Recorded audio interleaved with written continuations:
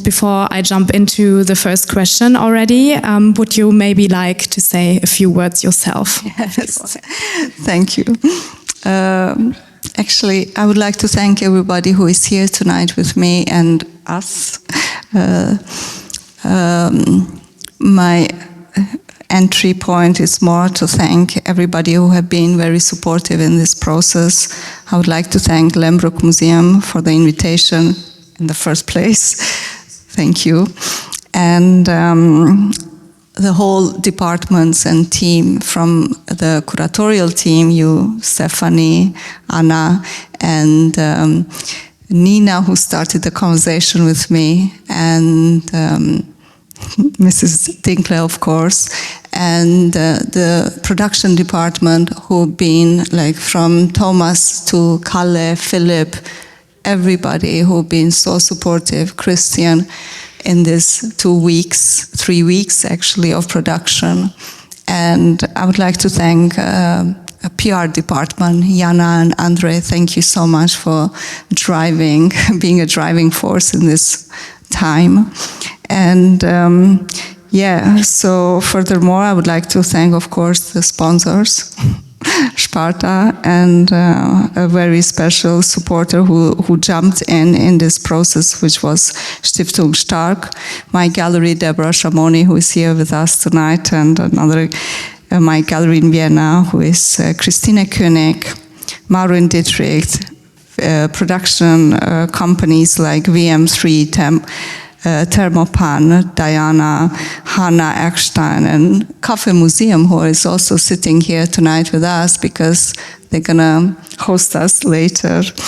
And last but not least, I would like to thank my studio team, Skenzer, Giucoli, and Franz, and which sadly they're not with us today here. So sorry for me taking time for this, but it's very important for me to thank people who have been with me through all this process. A lot of phone calls with my friends who are here tonight, who have been taking flights and trains to be here.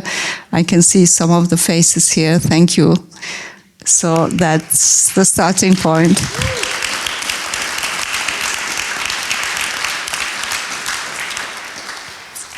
Okay, thank you very much. And so my first question to you would relate to the architecture of the museum, of course, because the Sculpture 21st series, the exhibition space, of course, it plays a very central and unique role. The glass hall here with its transparent facades forms a very distinctive but also yet a very challenging space because of its openness and the location at this intersection between the interior space and also the exterior space. And each presentation from the various artists we had the pleasure to welcome here for Sculpture 21st responds to this architecture, of course, in their own unique way. And you also visited us a few months ago here at the Lehmbruck Museum to have a look at the space yourself. And so the question would be how you approached this very specific spatial situation, and also how this place also influenced your decisions during this creative process of yours. Thank you. The starting point is that I approach every space as not innocent or neutral. Every space is politically or one way or another charged with a history that, you know, brings in. And then the aesthetic or visual part, which is like super important in my dialogue for my artistic practice. So when I visited the museum in September, I remember being like really blown up from this space, and it was 4 p.m. and that's, if ever there is sunlight, that's the best part to see the collection in here, because you have a light from all kind of different directions, and that kind of a dance between the light and the openness of the park and the sky. What happened here, I never seen it before in any other museum. So usually museums have either this kind of very big architecture ego that also sometimes kills the space for the art to be exposed, but they also, you know, are sometimes very white cube, very trying to be reduced to a degree that becomes boring, you know. Here it's like the really good balance between the two, almost like you don't know if the architecture or the art is more important. They're like equally in this constant, you know, tension, which is beautiful.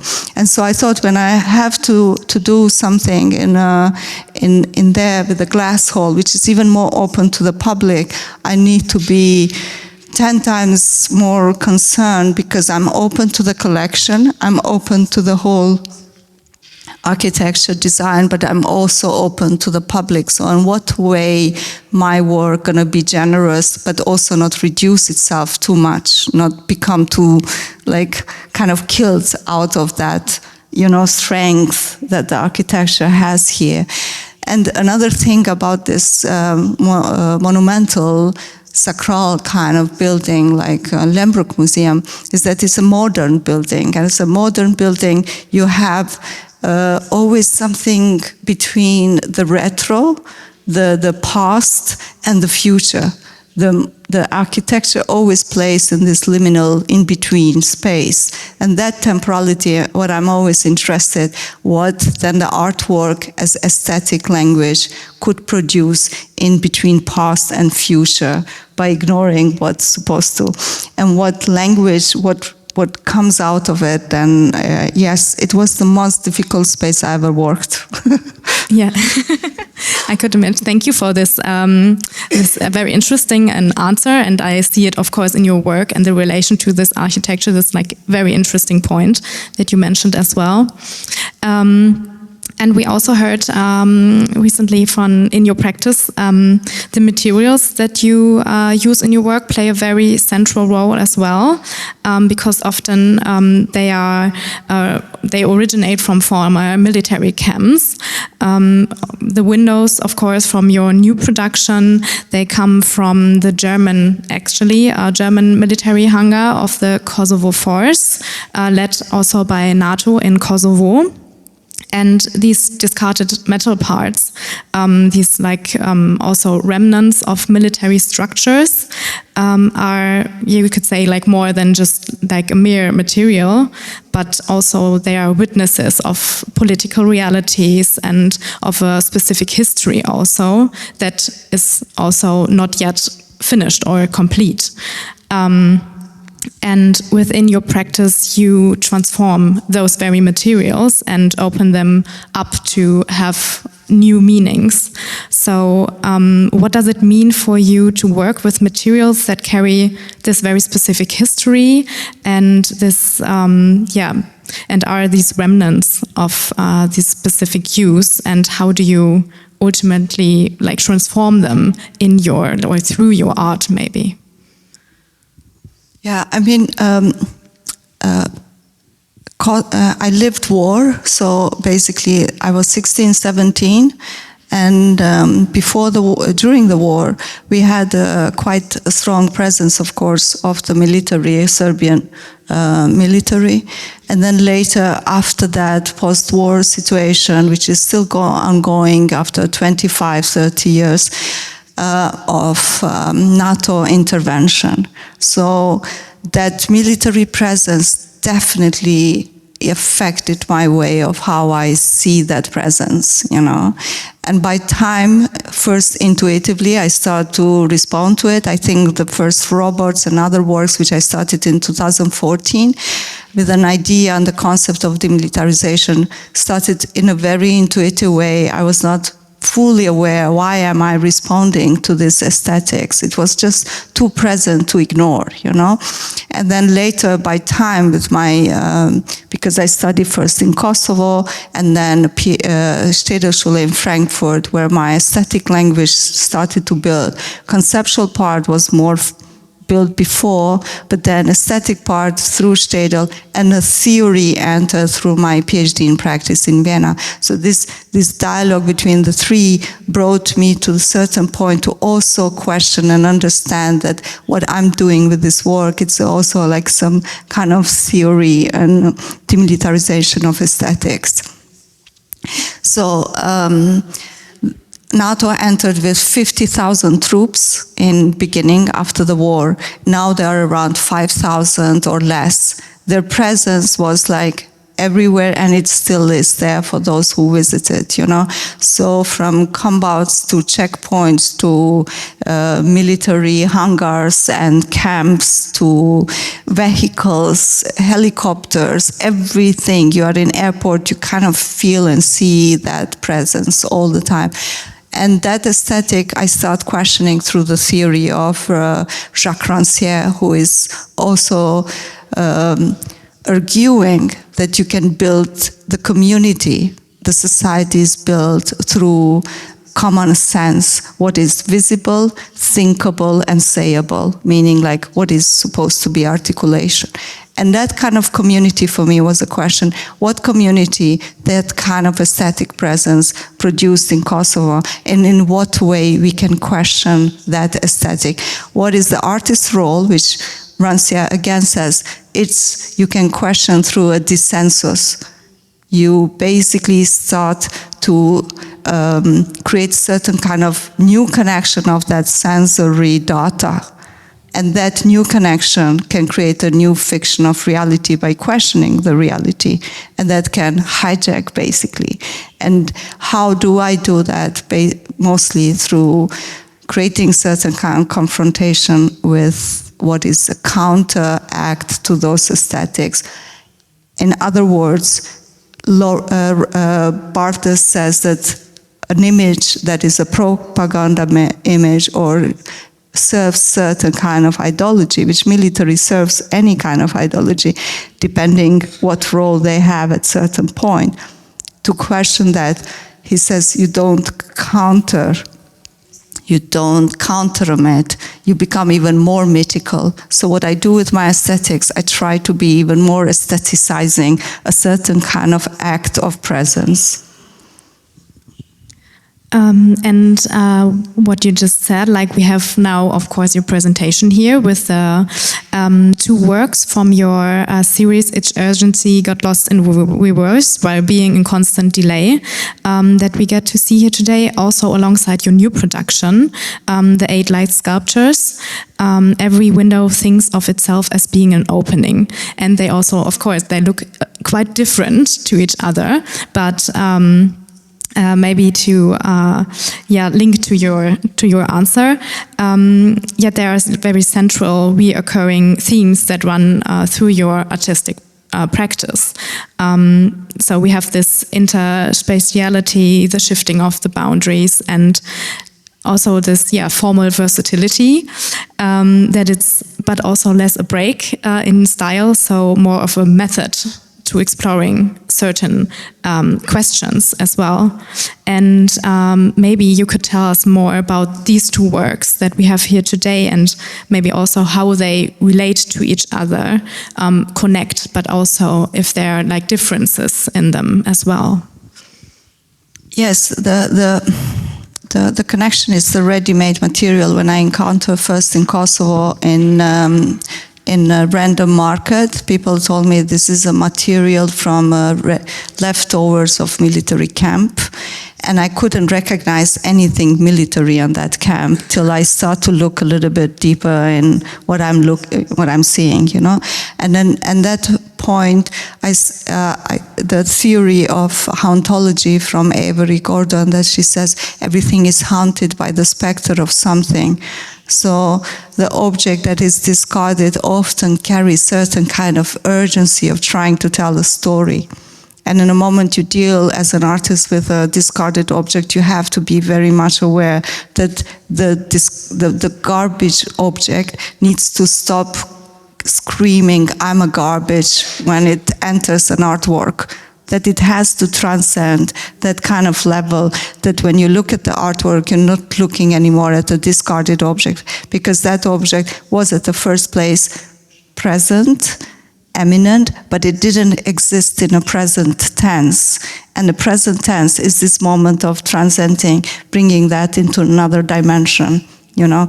And so basically this relation to this object started to build up on me, and thinking, how do I tell the stories through them, and how do I enter this dialogue of hijacking the aesthetics of military and making people more and more aware about it.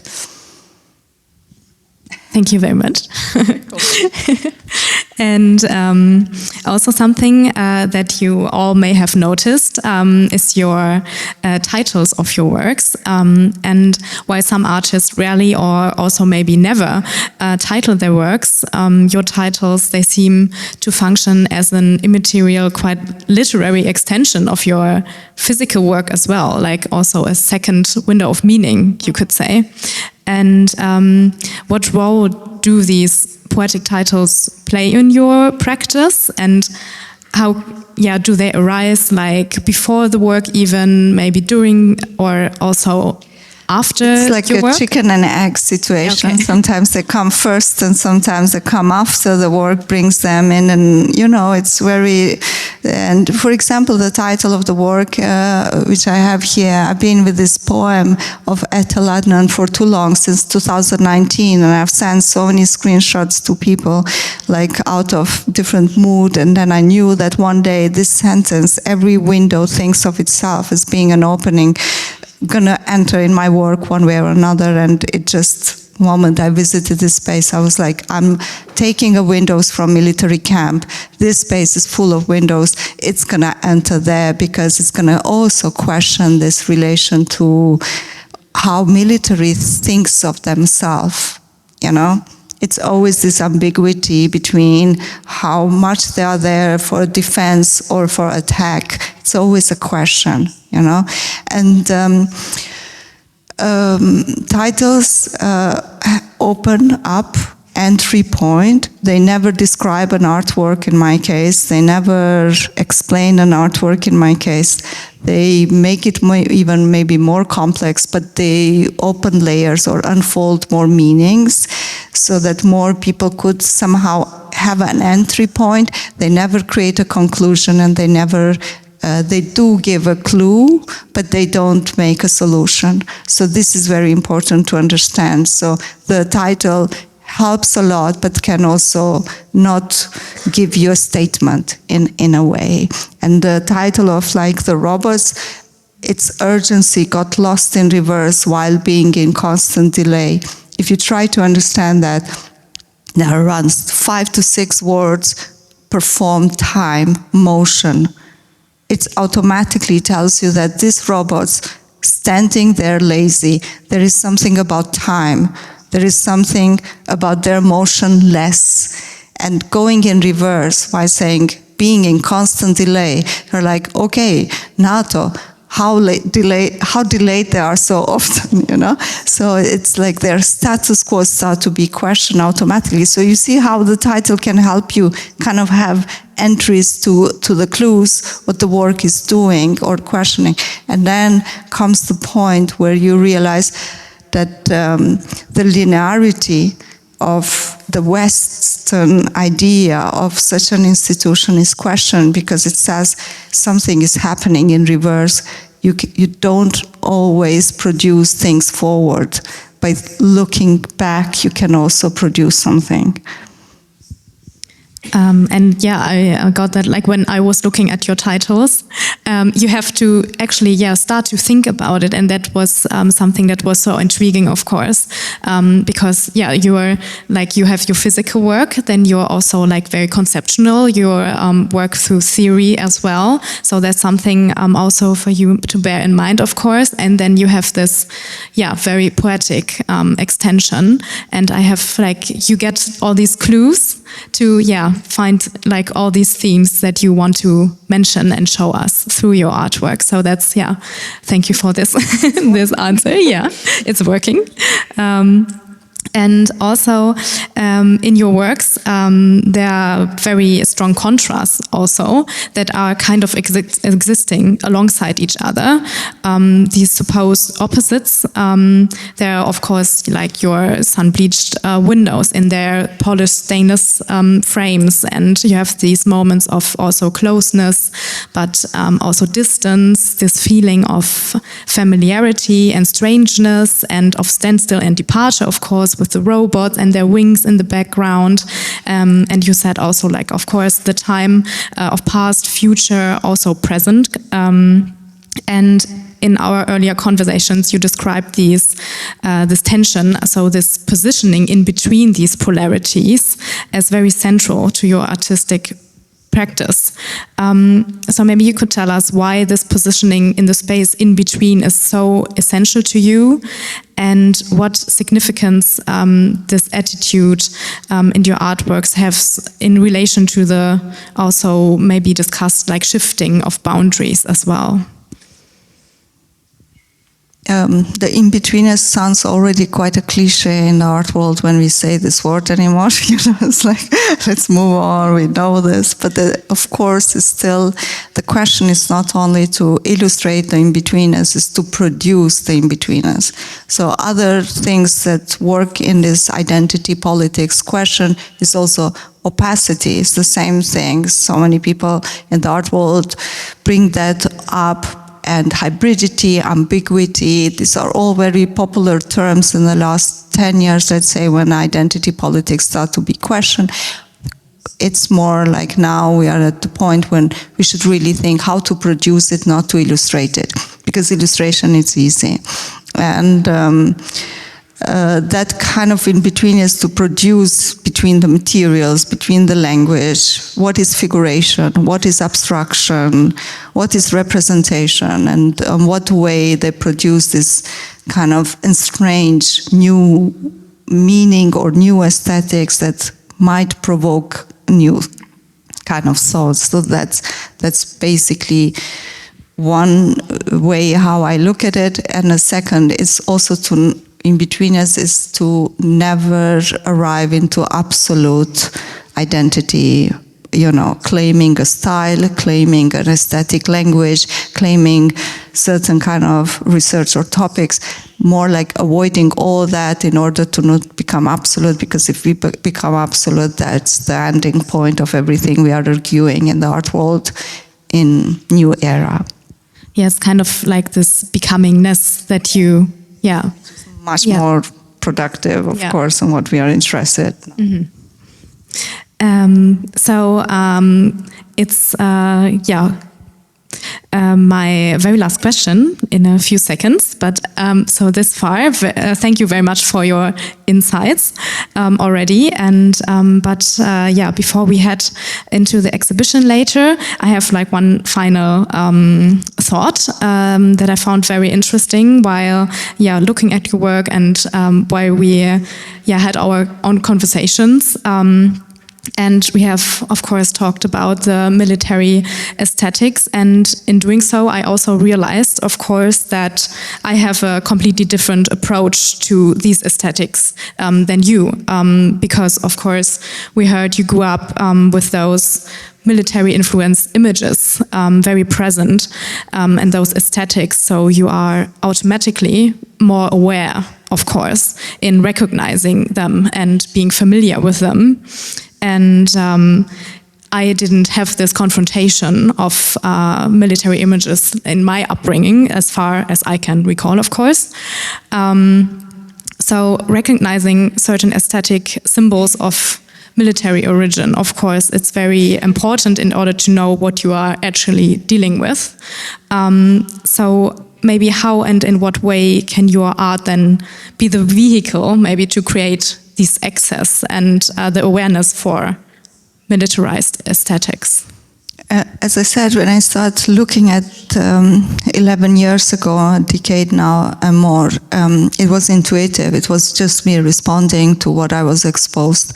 And then later I started to think, like, in what way? Because we artists from countries like Kosovo or non-Western, we are very easy framed into the context, this is your story, and it creates certain isolation that is very hard to talk to the bigger picture, bigger narrative, to kind of enter in dialogue with a more political spectrum, you know, participate into a story we can tell. So I was like trying to think in what way the military have started to use the aesthetic as a optimizing, co-opting with that for their own benefits. And that started in 18th century with Napoleonic War. Basically, in a time when the battlefield became even bigger and bigger, they couldn't control anymore the geometry of, telling to soldiers how to act, what to do, and so on. So they realized they're entering in a different kind of dimension of the war as a discourse of chance. And in that moment, the military critics and writers, they also start using a more poetic way of addressing the war and the battlefield. And that kind of poetry, they also claimed that the soldier, the generals, everybody involved, it's an artist.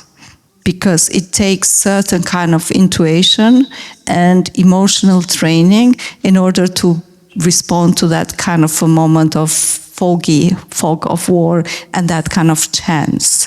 And when they start to think how to train those emotions, this was, for me, this is like the link, because we artists, all we are the trained emotional human professionals, and that the way we train our intuition, the way we treat everything we work with, it's all in this kind of sensories. That's why it's so interesting, the Jacques Rancière, when he talks about the distribution of sensible, because it's about how sensories can produce communities. So if the military takes art and aesthetics as a weapon and kind of uses that since 18th century till today, maybe more indiscreet today because they call it in Pentagon, they call it Department of Design, not anymore of Arts. So that's a point where they even declared at that time the highest point of fine arts, it's a battlefield. And that's where my question comes, on what way we as an artist should take ourselves serious, the aesthetic and the power we have in society, and in what way we can question what aesthetics, what linguistic, what myths, what language we're going to produce in the future that is counter to it and would guarantee a sustained, collective, a hopeful future.